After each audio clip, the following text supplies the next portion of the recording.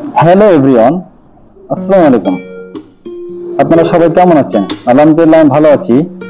বরাবরের মতো নতুন একটা ভিডিও নিয়ে আমি আপনাদের মাঝে হাজির হয়েছি। তো যারা আমার চ্যানেলটি সাবস্ক্রাইব করেছেন শিল্প ইসলাম ক্রিয়েটিভ, এই চ্যানেলের পক্ষ থেকে আপনাদের জানাই অসংখ্য শুভেচ্ছা, অভিনন্দন।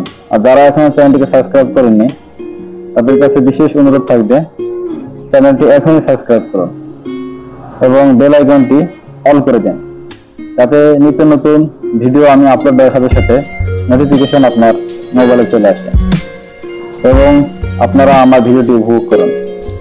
তো ভিডিও থাম্বনেইল দেখে আপনারা বুঝতে পারছেন যে আমি কি সংক্রান্ত ভিডিও করছি।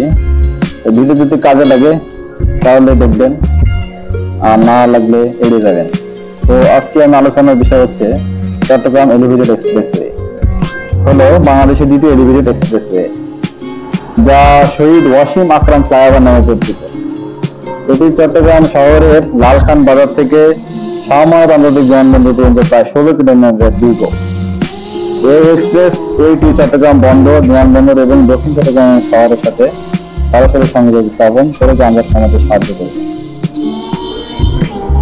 তো এই ফ্লাইওভারটির দৈর্ঘ্য 16 কিলোমিটার এবং সংযোগকারী র্যাম সহ 28.5 কিলোমিটার।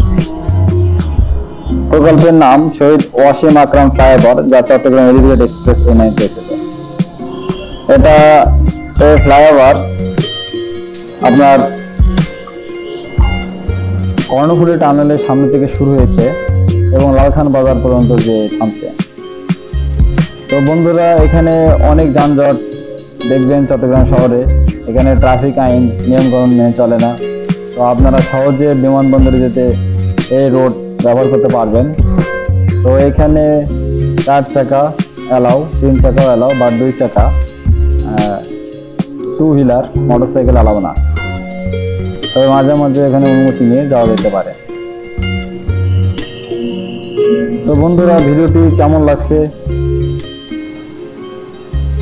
যদি ভালো লেগে থাকে তাহলে একটা কমেন্ট করবেন, লাইক দিবেন এবং শেয়ার করে দেবেন অন্যদেরকে। তো শেষ পর্যন্ত দেখতে থাকুন। তো ভিডিওটি অনেক সুন্দর, আপনারা যারা যান নাই তারা উপভোগ করবেন। আসলে এলিভেটেড এক্সপ্রেসওয়ে মুখে বললে তেমন, আর আপনার এগুলো সত্যি সত্যি উপভোগ করা অন্যরকম। রাতের সিনারিও আমি ভিডিও করেছি, ভিডিও শুরুতে দেখতে পেয়েছেন। তো দিনে রাতে অনেক সুন্দর। যাদের মন খারাপ তারা এই এলিভেটেড এক্সপ্রেসওয়েতে যে সময় আপনারা উপভোগ করতে পারেন, অনেক সুন্দর। এখানে মাঝে মাঝে র্যাম্প বসানো হয়েছে। অবশ্যই আপনারা বেশি ওভার স্পিডে চালাবেন না। যেখানে লেখা আছে স্পিড স্লো 40, সেখানে আপনারা অবশ্যই স্লো করবেন বাঁক নেওয়ার সময়, কারণ দুর্ঘটনা ঘটতে পারে। কারণ আপনার সময়ের চেয়ে আপনার জীবনের মূল্য অনেক বেশি। আপনার বেঁচে থাকলে অবশ্যই এটা উপভোগ করতে পারবেন। অনেকে ওভার স্পিডে গাড়ি চালায়, ওভার স্পিডে গাড়ি চালানো একদম মোটেও কাম্য নয়। আপনারা ট্রাফিক আইন মেনে চলে তারপরে আপনারা এই এলিভেটেড এক্সপ্রেসওয়েতে উপভোগ করবেন। এবং মোটরসাইকেল চালালে অবশ্যই হেলমেট পরিধান করুন, কারণ একটা দুর্ঘটনা সারা জীবনের কান্না। ঠিক আছে বন্ধুরা, তো আমি বেশি জ্ঞান দিতে চাচ্ছি না। আপনারা ট্রাফিক আইন মেনে চলুন এবং রাস্তাঘাটে চলাচল করুন। তো যারা আমার ভিডিওটি উপভোগ করতেছেন তাদেরকে জানাই অসংখ্য ধন্যবাদ। কথা না বাড়িয়ে আমি এখানে শেষ করতেছি। নতুন একটি ভিডিওতে আবার দেখা হবে। তো আল্লাহ হাফেজ, আসসালামু আলাইকুম।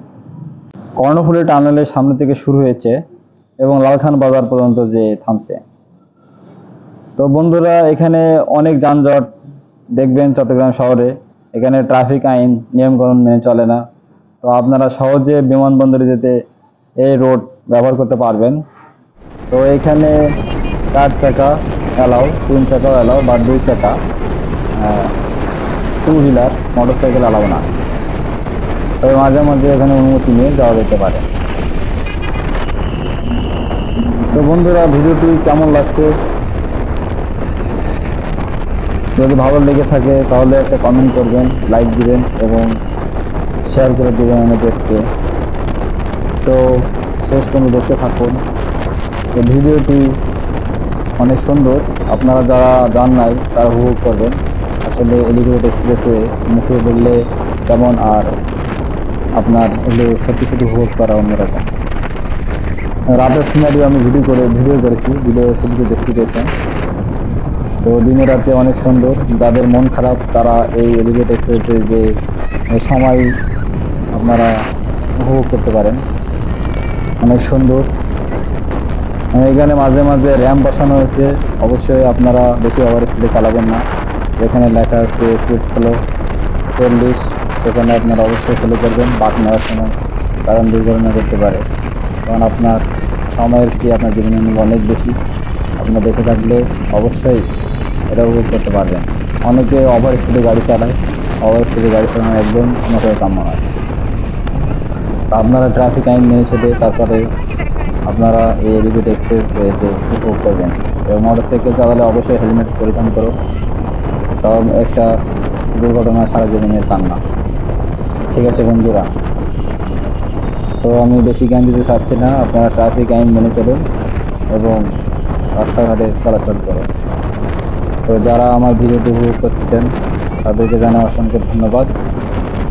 কথা না বাড়িয়ে আমি এখানে শেষ করতেছি। নতুন একটি ভিডিওতে আবার দেখা হবে। তো আল্লাহ হাফেজ, আসসালামু আলাইকুম।